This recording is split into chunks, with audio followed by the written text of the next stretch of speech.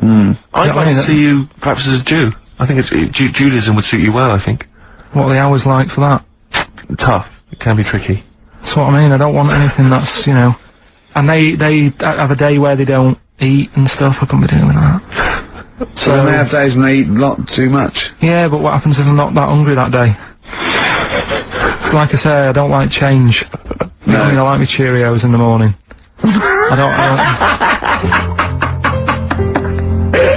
I still have that other girl in my head by Elvis Costello and Burt Bacharach, on this final XFM show, Ricky Gervais, Steve Merchant, Karl Pilkington. Well, we nearly gotta wrap it up. I think we gotta do the, Rockbusters winner and give someone those lovely prizes. Monkey News, then we're out of here. We'll maybe come back, maybe do some Christmas specials. I don't want to make any promises. Right then, First one was, Richard's kid, he cuts hair for a living. Yeah, what's that? That was, well, try and work it out. No, you know. there's no point. Dick's son, yeah, he was a barber. Barbara Dixon, right? Doesn't work. Dixon, well, again... Barbara Dixon. Right, Her name wasn't Barbara Dixon, was it? So, that's that one. Did Ronnie Corbett ever say, ladies and gentlemen, Miss Barbara Dixon? The second No, one, he never did he? He never did. I have a problem saying the French word for well. What's the French word for well? Bon, innit? That's good. What? No, that's good then. Bell? Well, no, what? Isn't it bien? Yeah. Yeah, alright. I have a problem saying it, so I can't say it. I can't say bien. I can't say bien. Can't say Kasabian. Right? So, they might straight that one out. That's say, one of your worst, that. Can't say bien. Can't say bien. Can't say bien, it's not. No.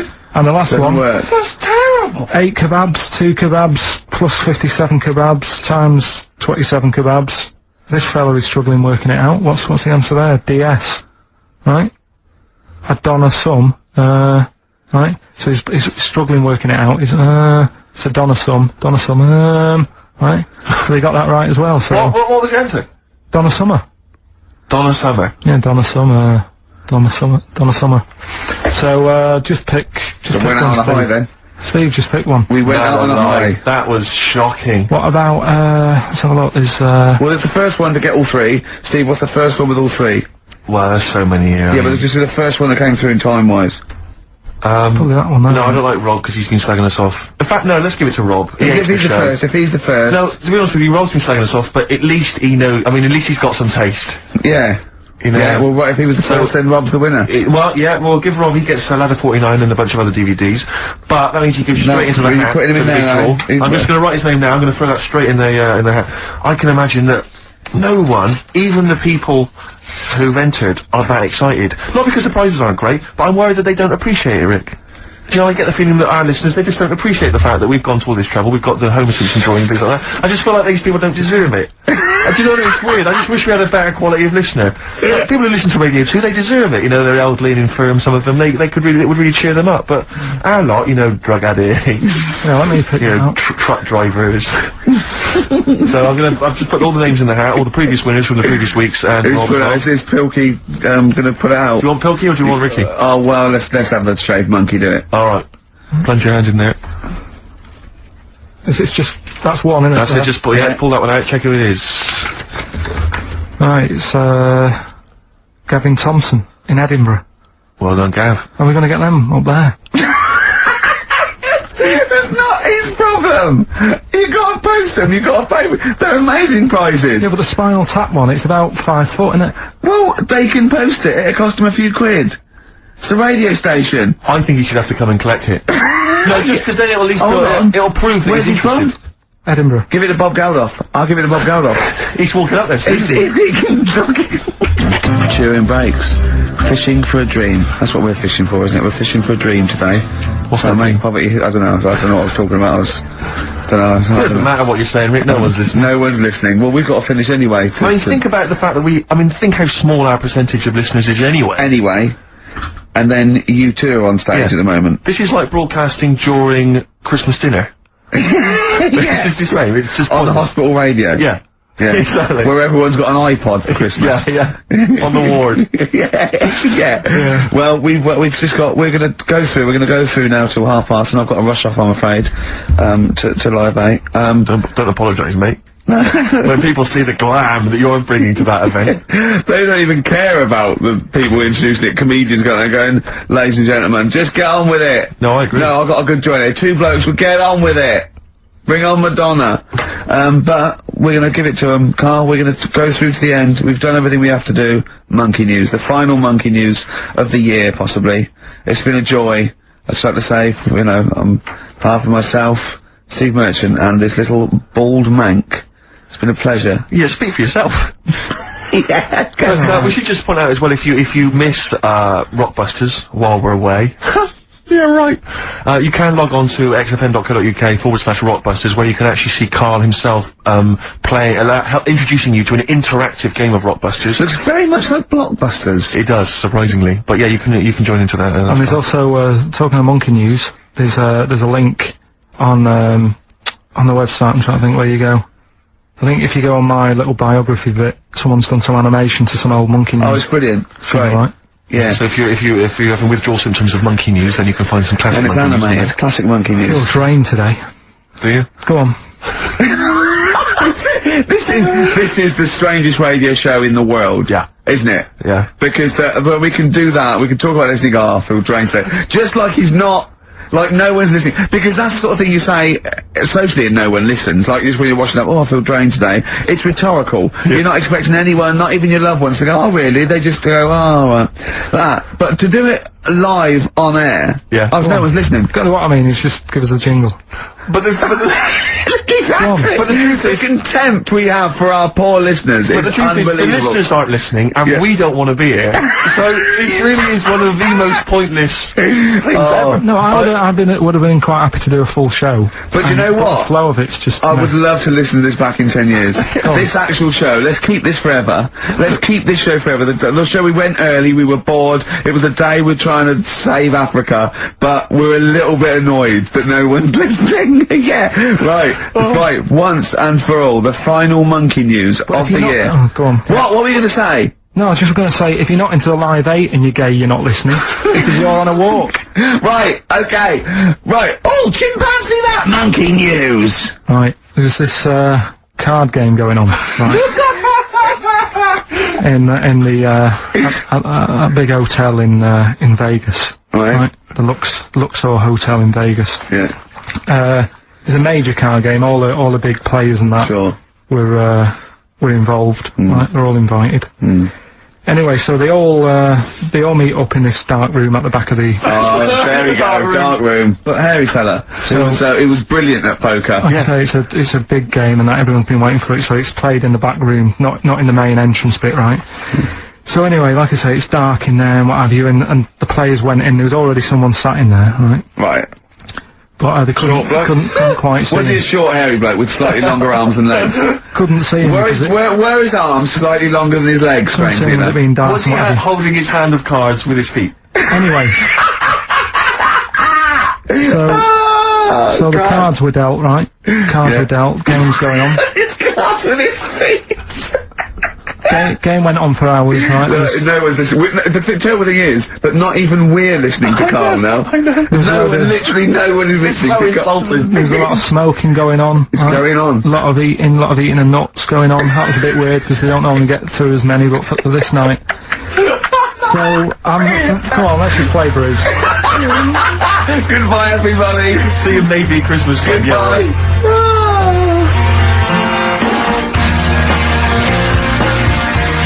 I wonder if we should have a jingle for questions for Carl, because there's a lot of questions coming in for Carl. Okay. Oh, chimpanzee, that question's for Carl. Yeah, okay, no, fair enough, that works. This is from Jim and Bob in Manchester.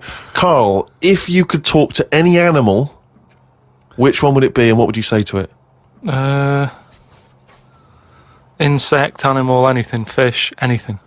Well, they said animal, but let's broaden it to anything. Animal, any creature. That insect is an animal. Yeah, no, but I'm just, I don't want to get it wrong. I'm just thinking about, Yeah. there's a lot of stuff out there, isn't there? I'd probably go for the tortoise. Okay. Because it would take a long time to walk away from you while you were talking. No, just because... Most animals would be off straight away. Yeah. Just because they live for ages, so they'll have loads of stories. They've lived through a lot. You know what I mean? Through wars and stuff. If you get an Well- old one, if you get like an old one, that's about. Yeah. 100 Most of them have something. lived in a box in a garden for 52 years. No, but you get some that have been about, and even if it's in a box, Oh yeah, you can overhear. they've really travelled, have they? I mean, Some of them have experienced more than you. Yeah. But they've broadened their horizons a bit more than you. They could probably teach you a thing or two, yeah. And what would you hope to learn from them? just history. Right. From their very specific tortoise perspective. Other emails. We've had a lot of questions about time travel. People are fascinated about your approach to time travel. And I know we've talked about this in the past, but this is a very specific time travel question. If you had a time machine, Carl, to what event in your childhood would you travel back to and why?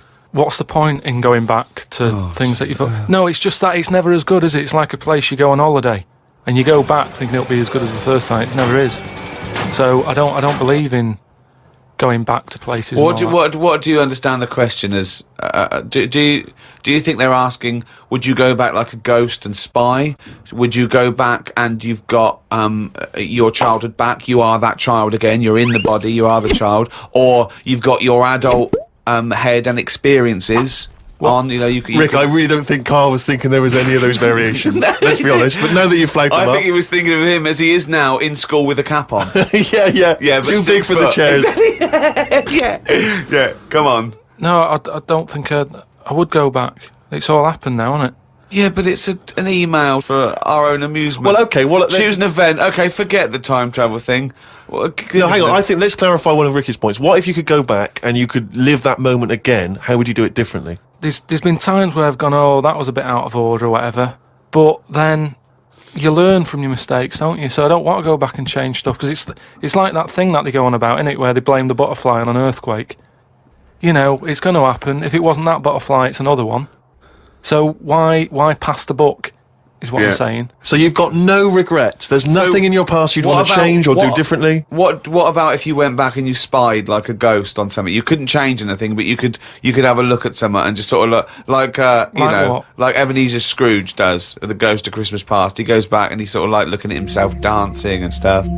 What would you do? What would you go back and have a look at? Yeah, but you're asking me to change. I don't want to change. Yes, them. You're not no, changing, don't you're just change observing. anything. It's impossible. All right, I tell this you what. question, it's not going to happen. You're not going to have to do this. It's impossible. Right, yeah, I nearly died once on an ice pop. Right. Right?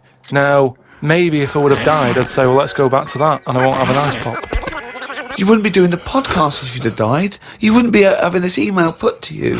What are you That's talking absurd. about? You're now saying you're rewriting history and then going back to change it. Yeah. There's no need. You didn't die. And we've changed it. You can't change anything. You're just going to go back and watch them. Would you like to go back and watch yourself choking on a Mr. Freeze? No, that's what I'm saying. That's why I wouldn't go back now, because I'm all right.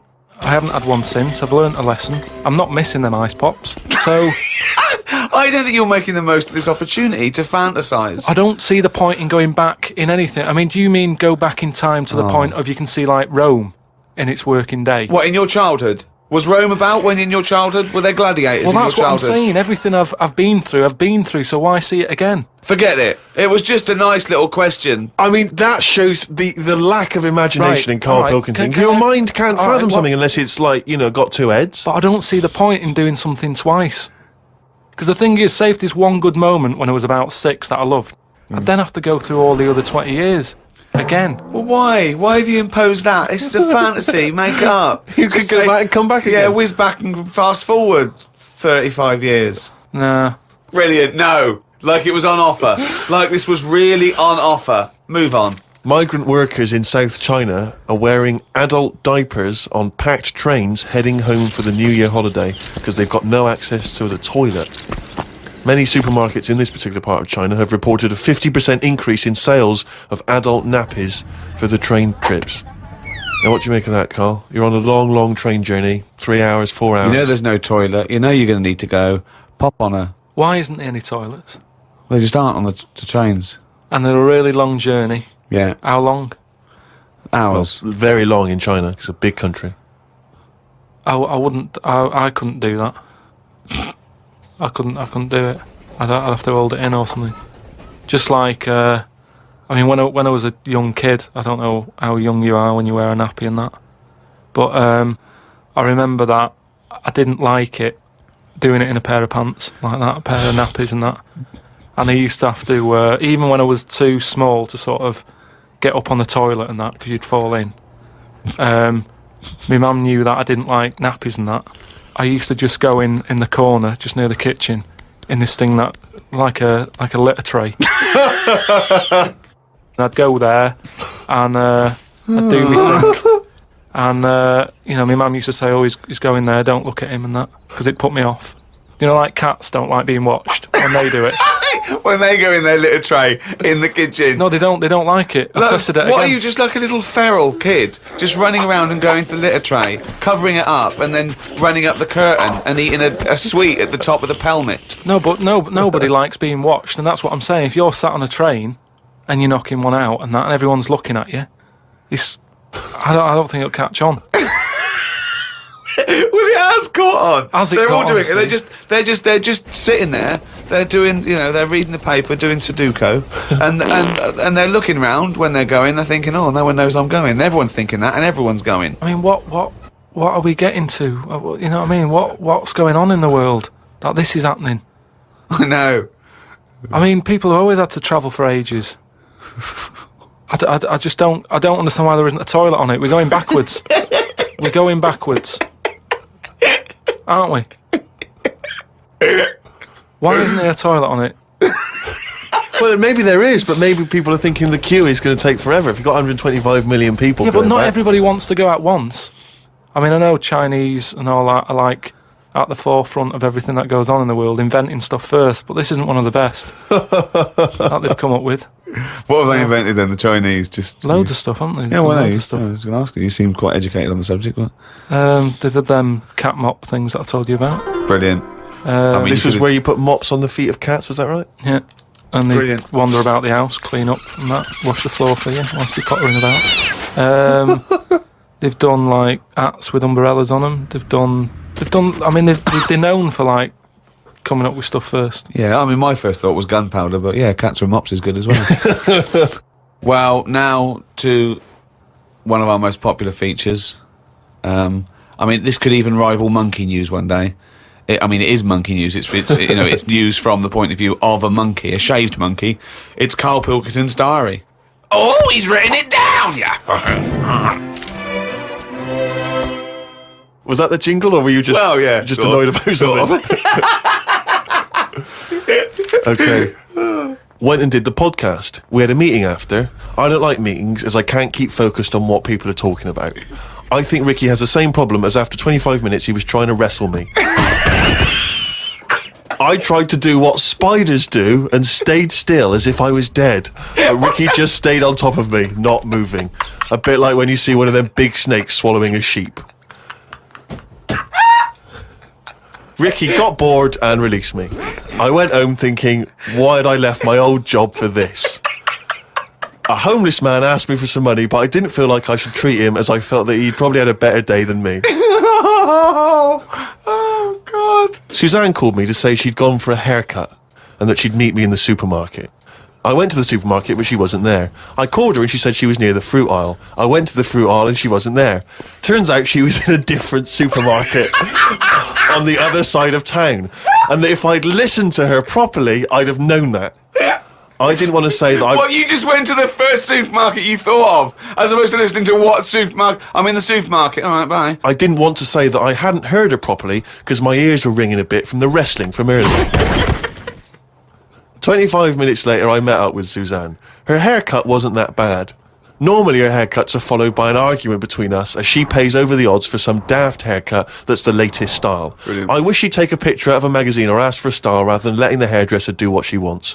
I said I only tell her to do this as she's got a square head, and a close-cut hairdo makes it look squarer.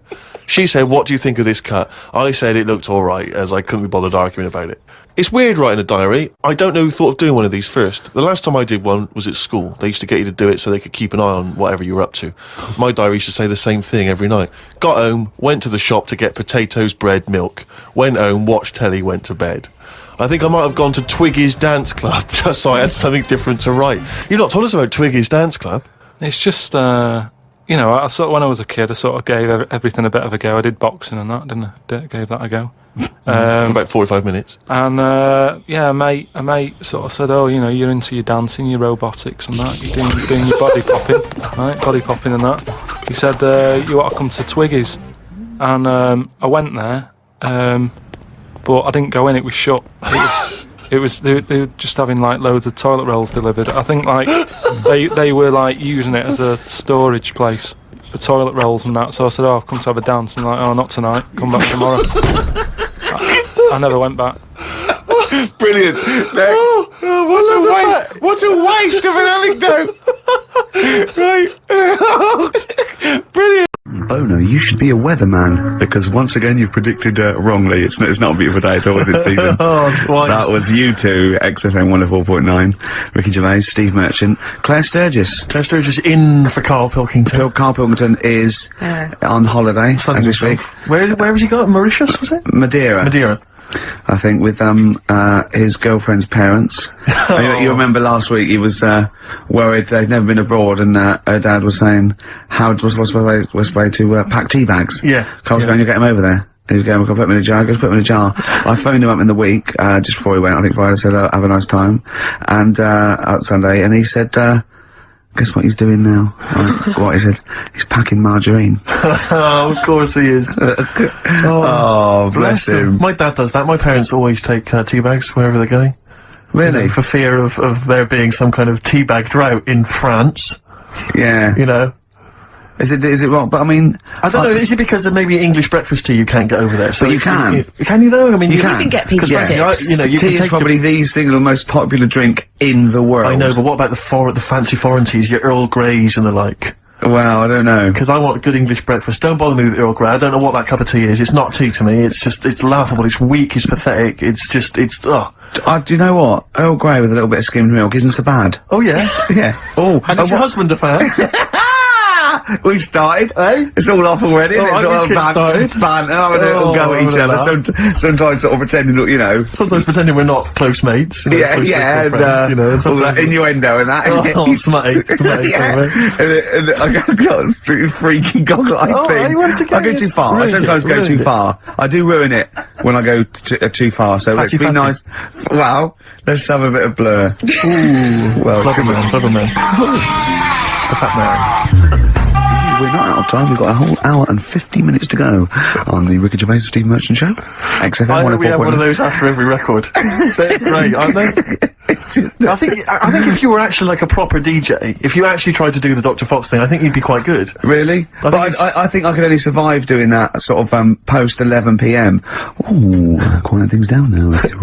I love all that. Yeah, that sort of radio. That American jock type thing exactly. as well.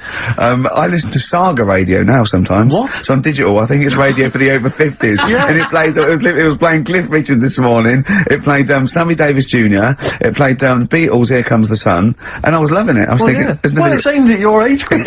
Yeah, exactly. And I've got a bad back. I've been complaining of a bad back all week. He's been ill. Don't even start. We haven't worked this week. He's been ill with the flu. Still not bad. I'll tell you this. I Wednesday morning, I think it was, I woke up and I had the head, the sore throat, the aching body, and I immediately thought I've got the SARS virus. I genuinely, because I've always been a bit of a hypochondriac. I mean, Ricky pretends to be, but I genuinely was petrified. That doesn't make sense, does it? How can you pretend to be a hypochondriac? No, I am a hypochondriac, and you are genuinely always ill. You always you've always got a bit of a so I'm justified in thinking it might be the deadly. You're a sickly child. I don't know what's happened to you. Well, I think I will be. It's so much to do with West Country breeding, and you haven't. I don't know. No, he hasn't got normal sort of barriers to sort of flu and cold. His immune system is all. Claire, look at him. I'm quite a weak child. Yeah, I know. I'll probably die in a garret having written some bloody brilliant poetry. But then I'll die of consumption. Yeah. But anyway, so I went online to check out what exactly the symptoms of the SARS virus were, and seriously, I was so panicked. So I went straight online, and it was exactly what I had. It is a strain of flu. That's why. Exactly. That was the thing. That's what I had. So I was thinking to myself, because it said the incubation period was between 2 and 7 days. I thought, well, where have I been that I could maybe have got contact with people from? And then I thought, wait a minute, BAFTAs. I think I brushed against a couple of the guys from Banzai. I know. I'm thinking, hang on. Yeah. Wait a minute, that makes sense. Yeah.